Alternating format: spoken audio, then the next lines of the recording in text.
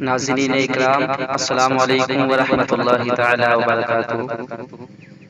جیسا کہ آپ تمامی حضرات کو پتہ ہے کہ آج بعد نماز ظہر ایک زلزلہ سا محسوس ہوا۔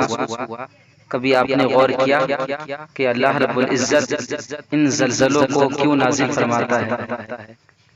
حدیث پاک میں بھی آیا اور قرآن پاک کی احادیث قرآن پاک کی تفاسیر میں بھی ہے کہ جب اللہ رب العزت کسی قوم سے ناراض ہوتا ہے تو اس قوم کو راہ ہدایت پہ لانے کے لیے اللہ رب العزت زمین کو حکم دیتا ہے، تو زمین اللہ کے حکم سے ہلنے لگتی ہے، تاکہ جو قوم اللہ رب العزت کی ناراضگی کے سبب گناہوں میں ملوث ہو چکی تھی، اللہ رب العزت کو ناراض کر کے گناہوں میں ڈوب چکی تھی، وہ ان جھٹکوں سے کچھ عبرت حاصل کرے، ان زلزلوں سے کچھ عبرت حاصل کرے اور اللہ رب العزت کی بارگاہ میں توبہ کرے۔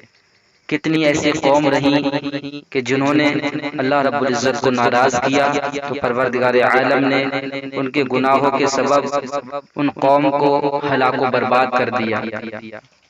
آپ دیکھیں قوم نمرود، قوم سمود، بے شمار اتنی قومیں آئیں، جب وہ قوم اللہ رب العزت کی ناراضگی کے سبب ان قوم نے اللہ رب العزت کو ناراض کیا اور عبادت سے دور ہو گئے، پروردگار عالم کی عبادت کے علاوہ دوسرے معبودان باطلہ کی عبادت کرنے لگے، تو پروردگار عالم نے اس کی ناراضگی کے سبب اس قوم کو ہلاک و برباد کر دیا۔ لیکن قربان جائیں حضور علیہ الصلوۃ والسلام پر کہ اللہ رب العزت نے اپنے نبی علیہ الصلوۃ والسلام کو رحمت للعالمین بنا کر بھیجا اور ارشاد فرمایا کہ تب تک میں عذاب نازل نہیں فرماؤں گا اے محبوب جب تک آپ ان کے درمیان مبعوث ہیں۔ تو یہ اللہ رب العزت کا شکر و احسان ہے کہ اس نے ہمیں اس نبی کی امت میں پیدا فرمایا کہ جس نبی کے صدقے میں اچھے ہوں برے ہوں سب لوگ محفوظ ہیں اور اجتماعی عذاب سے محفوظ ہو چکے ہیں۔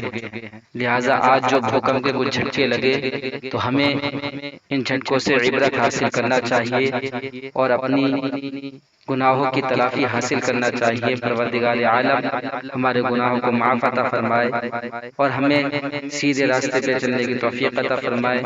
بھوکم عذاب سے اللہ رب العزت ہم سب کی حفاظت عطا فرمائے، آمین۔ آخر دعوانا الحمدللہ رب العالمین۔